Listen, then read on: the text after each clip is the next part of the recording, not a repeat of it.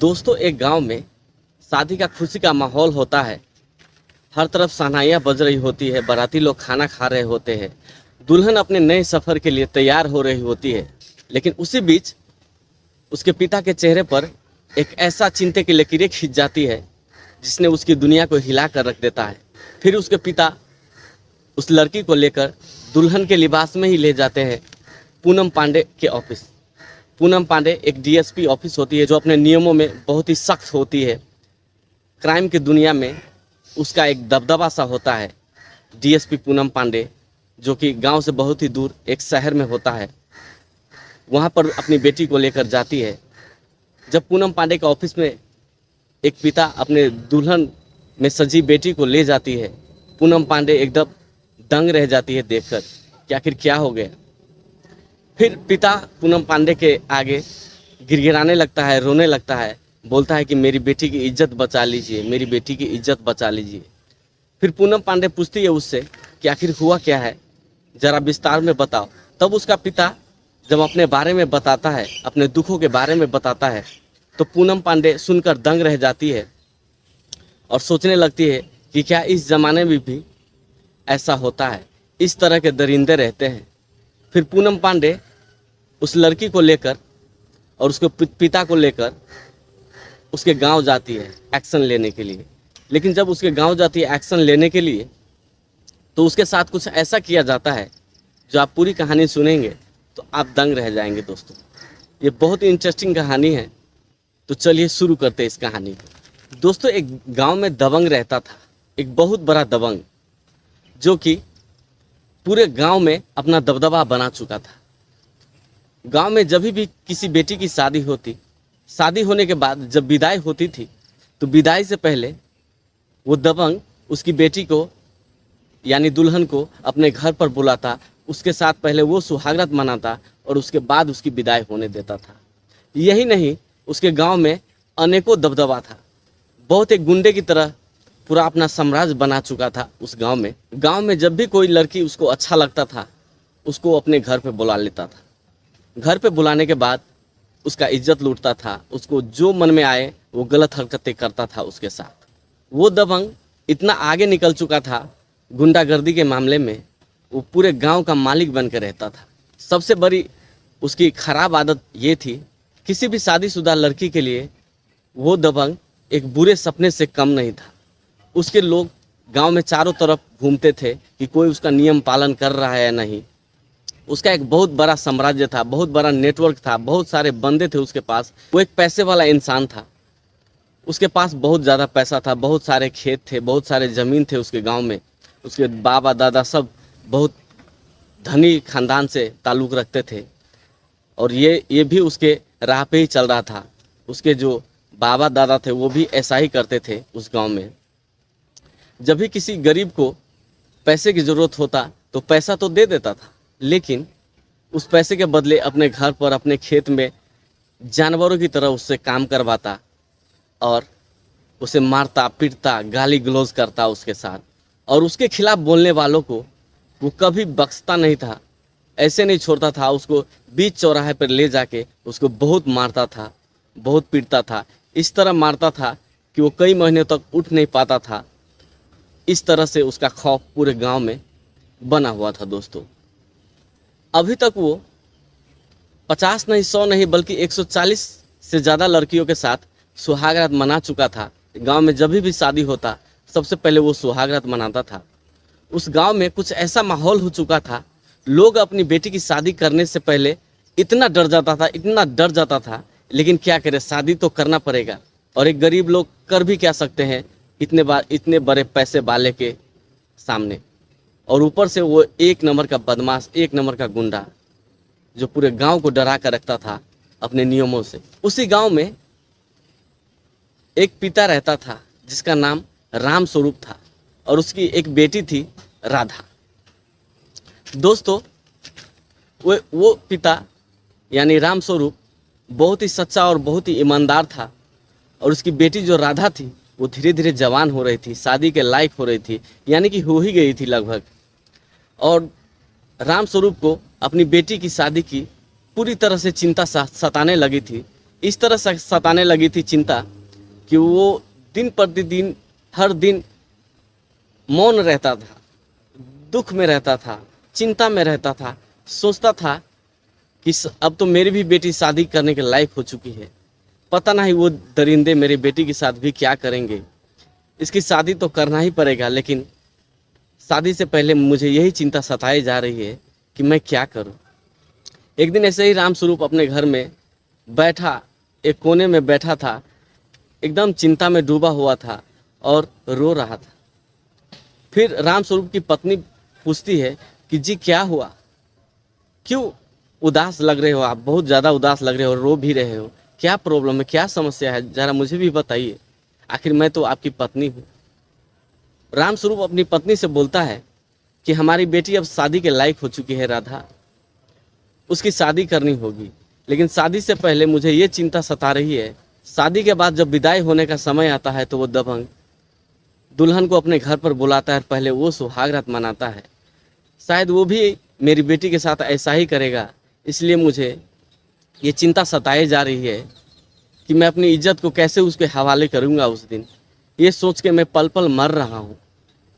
फिर वो पति पत्नी दोनों रोने लगती है, लेकिन फिर भी क्या करता वो दोनों, हार डार के शादी का दिन फिक्स करता है। शादी का दिन फिक्स होने के बाद बारात आती है, अच्छे से शादी हो जाती है, उधर बारात खाना खा रहा होता है और इधर दुल्हन अपने नए सफ़र के लिए तैयार हो रही होती है, क्योंकि विदाई का दिन था। हम बहुत खुश होती है कि अपने पिया के घर जाएगी, जैसे कि हर किसी को होता है ये खुशी। घर में सब लोग बहुत ही खुश होते हैं। दुल्हन का जो पिता होता है वो बहुत ही दुखी होता है उस वक्त, क्योंकि उसको एक ऐसी खबर मिल चुकी थी जिसकी चिंता उसको सताए जा रही थी, खाए जा रही थी। दोस्तों, उसको चिंता ये सताए जा रही थी क्योंकि लड़की का जो पिता होता है उसको दबंग के तरफ से एक सूचना आता है कि तुम्हारी बेटी की विदाई हो रही है। अब वो समय आ गया है कि तुम अपनी बेटी को विदाई से पहले मेरे घर भेजो, पहले मैं उसके साथ सुहागरात मनाऊंगा और उसके बाद तुम्हारी बेटी की विदाई होगी। नहीं तो तुमको पता है कि मेरा बात न मानने वालों को, मेरे साथ विरोध करने वालों को क्या हश्र मैं करता हूँ, उसके साथ मैं क्या करता हूँ, ये तुमको अच्छी तरह पता होगा। ये बात पता चलने के बाद उसका पिता एकदम से मौन रहने लगा, फिर से चिंता में डूब गया था। कैसे मैं अपनी बेटी को उसके घर भेजूँ, ये बात उसको हजम नहीं हो रही थी। आखिर उसकी बेटी की इज्जत का सवाल था दोस्तों। फिर उसका पिता हिम्मत दिखाता है और गांव का जो थाना होता है वहाँ पर न जाकर बेटी को दुल्हन के कपड़े में ही मोटरसाइकिल पर बैठाता है और बिठाकर सीधा एक शहर जाता है। और डीएसपी पूनम पांडे का नाम वो पहले सुना होता है कि बहुत अच्छा काम करती है, अपराधियों को बहुत कड़ी से कड़ी सज़ा देती है, उसके ऑफिस पहुंच जाता है। डीएसपी पूनम पांडे जो होती है वो अपने नाम से जानी जाती है, गुंडों के लिए वो एक शैतान से कम नहीं होती है। डीएसपी पूनम पांडे इतना खुखार होती है, अपने नियम के लिए बहुत ही सख्त होती है। पूनम पांडे उसके पास जाता है अपनी बेटी को लेकर। उसके ऑफिस में जाने के बाद पूनम पांडे कुछ काम कर रही थी अपने ऑफिस में, फाइल में। ये अपनी बेटी को दुल्हन के कपड़ों में उसके ऑफिस में जब एंट्री करता है रामस्वरूप, पूनम पांडे जब इन दोनों को देखती है वो हैरान रह जाती है। आखिर क्या बात होगी जो लड़की दुल्हन के ड्रेस में आई है और इसका पिता रो रहा है उसके साथ। उसको बोलता है बैठने के लिए। रामस्वरूप घुटनों के बल बैठ जाता है और बहुत रोने लगता है और बोलने लगता है, प्लीज़ मैडम जी, मैं हाथ जोड़ के आपसे प्रार्थना करता हूँ कि मेरी बेटी की इज्जत बचा लीजिए। आपके सिवा इस दुनिया में कोई मेरी बेटी की इज्जत नहीं बचा सकता, क्योंकि मेरे गांव का जो थानेदार है वो सब उसके साथ मिला हुआ है। पूनम पांडे ये बात सुन के बहुत घबरा जाती है, बोलती है आखिर बात क्या है, ज़रा विस्तार से बताओ, तुमको क्या हुआ है, पूरा बात बताओ, तब उसको समझ में आएगा, तब तुम्हारा मदद मैं कर सकती हूँ। रामस्वरूप बोलता है कि मेरे गांव में जब भी किसी लड़की की शादी होती है तो विदाई से पहले वो दबंग उस दुल्हन को अपने घर पर बुलाता है। बुलाने के बाद उसके साथ पहले सुहागरात वो मनाता है, उसके बाद उसको विदाई करने देता है। आज मेरी बेटी की शादी है, वो मुझे 2 बार सूचना दे चुका है कि अपनी बेटी को तुम अभी तक मेरे घर पर नहीं पठाया, अगर तीसरी बार सूचना मैं दूंगा नहीं, सीधा आऊँगा और तुम सबको गोली मार दूंगा, तुम सारे परिवार को ख़त्म कर दूंगा, सबको गोली मार दूंगा। रामस्वरूप रोते हुए बिलखते हुए ये बात उसको बोलता है। तो फिर पूनम पांडे बोलती है कि क्या गांव के लोग उसको विरोध नहीं करता है? तो इस पर रामस्वरूप बोलता है, विरोध करने के लिए बहुत लोगों ने कोशिश किया, लेकिन सबका हाल ये हुआ उसको अपनी ज़िंदगी से हाथ धोना पड़ा। मैडम जी, जिसने भी उसको विरोध किया है उसको वो बीच चौराहे पर ले जाता है और उसको इतना मारता है सबके सामने और डर पैदा करता है। उसके बहुत सारे बंदे हैं, उसके बंदे चारों तरफ गांव में घूमते रहते हैं और देखते हैं कि किसी लड़की का शादी तो नहीं है, कोई मेरे नियम के विरुद्ध तो नहीं जा रहा है। गांव को जो गरीब है उन लोगों के साथ भी बहुत अत्याचार करता है। और इतना ही नहीं, सिर्फ दुल्हन को ही नहीं वो अपने घर पे बुलाता है, बल्कि गांव में जो भी अच्छी लड़की उसको लगे तुरंत वो अपने घर पे बुलाता है और उसके साथ गलत हरकतें करता है, उसके मन में जो आता है वो करता है। ये बात सुनकर पूनम पांडे सन्न रह जाती है। बोलती है, आज के ज़माने में भी इस तरह के लोग होते हैं, इस तरह के दरिंदे होते हैं, इस तरह के हैवान होते हैं। पूनम पांडे तुरंत उसके गांव के थानेदार को फ़ोन लगाती है और उससे पूछती है कि ऐसा ऐसा बात है। रामस्वरूप के गांव के थानेदार जो होता है वो पूनम पांडे को बोलती है कि वो बहुत ही खतरनाक आदमी है, बहुत ही पैसे वाला है, पॉलिटिक्स में भी उसका बहुत बड़ा हाथ है, आप उसको मैडम कुछ नहीं कर सकती है, क्योंकि वो इतना बड़ा गुंडा है कि जो भी उसके घर पे जाता है उसको झुक के रहना पड़ता है, झुक के बात करना पड़ता है, क्योंकि उसका दबदबा मंत्री तक है, बहुत बड़े बड़े नेताओं के पास उसका दबदबा है। इस पर पूनम पांडे बोलती है कि शर्म आनी चाहिए तुम लोगों को, तुम लोग पुलिस का वर्दी लगाकर एक कायर की तरह काम करते हो। ऐसा भी होता है, तुम लोगों को सरकार ने क्यों दिया है ये वर्दी, ये पुलिस का वर्दी दिया क्यों?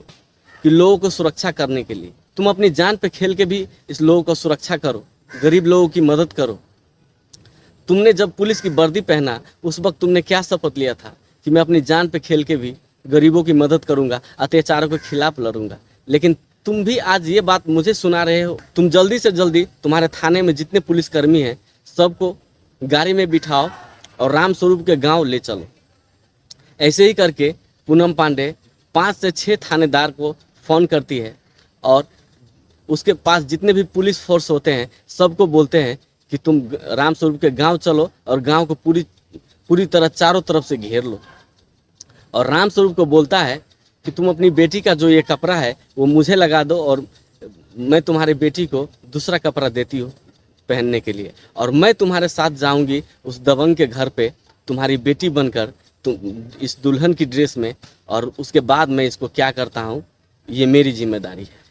रामस्वरूप बहुत खुश होता है क्योंकि पूनम पांडे इतना कड़ा एक्शन लेती है उसके खिलाफ और रामस्वरूप को भरोसा दिलाता है कि तुम्हारी बेटी को कुछ नहीं होगा, अगर कुछ होगा तो मुझे होगा, क्योंकि तुम्हारी बेटी बनकर आज मैं जाऊंगा उसके घर पे। रामस्वरूप के साथ पूनम पांडे उसकी बेटी की जो दुल्हन की ड्रेस थी वो लगाती है। रामस्वरूप की बेटी बनकर उस दबंग के घर पर जाता है। उस दबंग के घर पर जाने के बाद रामस्वरूप बोलता है, हे मेरे मालिक, मैं अपनी बेटी को विदाई से पहले आपके पास ले आया, आप कहाँ हैं, आप बाहर निकलिए, मैं अपनी बेटी को आपके पास ले आया हूँ। तो अंदर से वो बाहर निकलता है वो दबंग और बोलता है कि साले कमीने कुत्ते, तुमने 2 सूचना देने पर अपने बेटी को मेरे घर पे लाया। लोग पहले सूचना देने पर ही एक ही सूचना में अपनी बेटी को मेरे घर पे पहुंचा जाते हैं, क्योंकि उसको डर है कि मैं उसके साथ क्या करूंगा। क्या तुम्हारे पास मेरा डर खत्म हो गया है? रामस्वरूप गिड़गिड़ाते हुए बोलता है, नहीं मेरे मालिक, ऐसा कोई बात नहीं है, मेरे घर पे बहुत काम था, मेरे घर पे कोई नहीं है काम करने वाला, तो शादी का जो काम आपको पता है कि कितना ज़्यादा होता है, तो मैं उसमें थोड़ा बिजी हो गया था, लेकिन आखिरकार मैं आपके सामने अपनी बेटी को ले आया। तो बोलता है, ठीक है तुम जाओ यहाँ से और अपनी बेटी को यहाँ पर छोड़ दो। फिर रामस्वरूप वहाँ से चला जाता है और दबंग जो होता है उसकी बेटी को, यानी कि पूनम पांडे जो डीएसपी है, उसको अपने घर के अंदर बुलाता है और बोलता है कि तुम इस बिस्तर पे लेट जाओ, सो जाओ, पूनम पांडे उसके बिस्तर पर जाके बैठ जाती है और उस कमरे में शराब की बोतलें रखी थी, बड़े बड़े गन्स टंगा हुआ था, तलवारें टंगी हुई थी, जैसे एक दबंग का घर में जैसा होता है वैसा पूरा का पूरा माहौल था उसके घर का। पूनम पांडे ये सब देख के वो समझ जाती है कि वाकई में ये बहुत ही बड़ा दबंग है, ये बहुत ही बड़ा बदमाश है जो ये गरीबों को कितना परेशान करता होगा, ये इसके कमरे को देखकर ही पता चल रहा है। फिर वो दबंग जो होता है अपनी सारी कपड़े निकालता है और पूनम पांडे के पास आ जाता है और बोलता है, तुमने अभी तक अपना कपड़ा नहीं उतारा, जल्दी से अपना कपड़ा उतारो और इस बेड पे सो जाओ और मैं तुम्हारे साथ सुहागरात मनाऊंगा। जितनी जल्दी तुम कपड़ा उतारोगी उतनी जल्दी मैं सुहागरात मनाऊंगा और उतनी जल्दी तुम्हारी विदाई हो जाएगी। इस पर पूनम पांडे बोलती है, ठीक है मैं कपड़ा उतारती हूँ। लेकिन दबंग जैसे ही उसको छूने का कोशिश करता है, पूनम पांडे उसका हाथ पकड़ता है और 2-3 तमाचे देता है कस के उसके गाल पे, और पूनम पांडे रिवॉल्वर निकालती है और सीधा उसके कनपट्टी पे रख देती है और बोलती है कि अगर तुमने हिलने की कोशिश की तो तुम्हारे खोपड़ी सीधा उड़ा दूंगा मैं, क्योंकि मैं उस बुढ़े का बेटी नहीं, मैं डीएसपी पूनम पांडे हूँ। वो दबंग बोलता है कि आपको नहीं पता कि आप किससे पंगा ले रही है, मेरा गांव में कितना दबदबा है और मेरा नेताओं के साथ, पॉलिटिक्स के साथ कितना बड़ा संबंध है। मैं आपको बहुत ही जल्दी ट्रांसफ़र करवा सकता हूँ, आपको जान से मरवा सकता हूँ। बहुत सारे धमकियाँ देता है वो दबंग, लेकिन पूनम पांडे को उससे कुछ फ़र्क पड़ता नहीं और इसके बाद उसको हथकड़ी लगाता है उस दबंग को और घर से बाहर निकालता है और उसके घर के आगे कुर्सी पे उसको बैठाता है। उस दबंग को बैठाने के बाद फिर पूनम पांडे जो 5 से 6 थानेदार को बोला था कि अपने अपने पूरे पुलिस फोर्स लेकर पूरे गांव को घेरो, उस सब को फ़ोन कर देता है कि अब तुम क्या करो कि जितने भी पुलिस फोर्स है, लगभग 150 से 200 पुलिस फोर्स था, सब इस दबंग के घर आ जाओ जहां पर मैं हूं और इसको गिरफ्तार करके ले चलना है। ठीक ऐसा ही होता है, जितने भी पुलिस फोर्स होते हैं लगभग 150-200 के संख्या में, वो सारे उसके घर आते हैं और उस दबंग को भी गिरफ्तार करता है और उसके जितने भी अंटर पंटर थे, उसके जितने भी बंदे थे, उसके जितने भी लोग थे, सबको गिरफ्तार करता है और जेसीबी से उसके घर को घिरा दिया जाता है और उसको हथकड़ी लगाकर जितने भी उसके बंदे थे, जितने भी उसके लोग थे, सबको हथकड़ी लगाकर वहाँ से ले जाता है। ले जाने के बाद रामस्वरूप जो होता है वो पूनम पांडे को बहुत बहुत धन्यवाद देती है, बहुत बहुत शुक्रिया अदा करती है, लेकिन पूनम पांडे उसको जवाब में ये बोलती है कि मुझे धन्यवाद और शुक्रिया अदा करने की कोई ज़रूरत नहीं, ये तो मेरा काम था, ये तो मैं आपको सल्यूट करती हूँ कि आपने इतना बड़ा हिम्मत दिखाया और मुझे इसके बारे में बताया, नहीं तो ना जाने अब फिर ये कितने लड़की की ज़िंदगी को ये बर्बाद करता। तो दोस्तों,